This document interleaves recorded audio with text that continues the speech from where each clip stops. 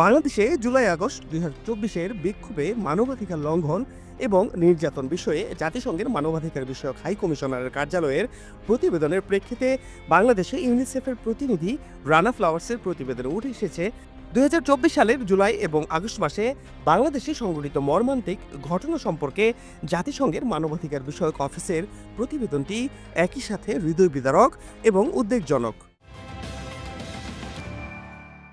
প্রতিবেদন অনুযায়ী 1 জুলাই থেকে 15 আগস্টের মধ্যে যে 1400 ব্যক্তি নিহত হয়েছেন তার একটি তালিকা রিপোর্টে উল্লেখ করা হয়েছে।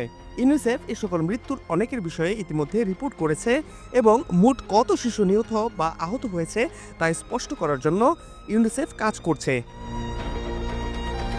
রিপোর্টে দেখা যায় ওই সময় নারীদের বিক্ষোভে অংশগ্রহণ থেকে বিরত রাখার জন্য শারীরিক নির্যাতন ও ধর্ষণের হুমকি সহ নানা প্রকার জেন্ডার ভিত্তিক সহিংসতার ঘটনা রয়েছে। শিশুরাও এই সহিংসতা থেকে রেহাই পায়নি।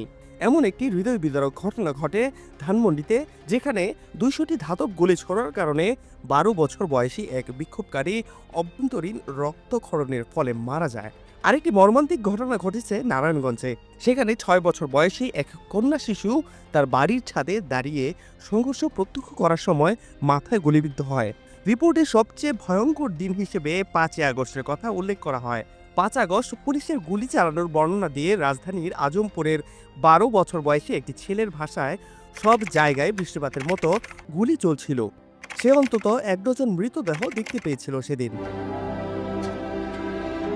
ইউনিসেফের দাবি, প্রাপ্ত এ সকল ফলাফলের আলোকে এবং মর্মান্তিক ঘটনা বিষয়ে ইউনিসেফের আগের বিবৃতিগুলোর জের ধরে বাংলাদেশের সমস্ত নীতি নির্ধারক, গুরুত্বপূর্ণ রাজনৈতিক ব্যক্তিবর্গ এবং কর্মকর্তাদের বাংলাদেশের শিশু, যুব সমাজ এবং পরিবারগুলোকে শারীরিক ও মানসিক ক্ষত সারিয়ে উঠতে এবং আশা সঞ্চার করে এগিয়ে যেতে সহায়তা করার লক্ষ্যে আহ্বান জানায় ইউনিসেফ।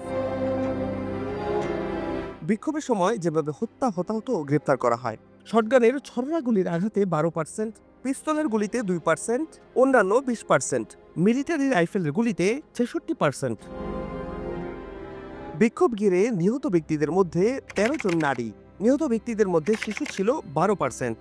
আহত 736 জন চোখে আঘাত পান। তাদের মধ্যে 506 জনকে জরুরি ভিত্তিতে অস্ত্রোপচার করা হয়। পুলিশ ও র্যাবের হাতে গ্রেফতার হয়েছেন 11,702 জন।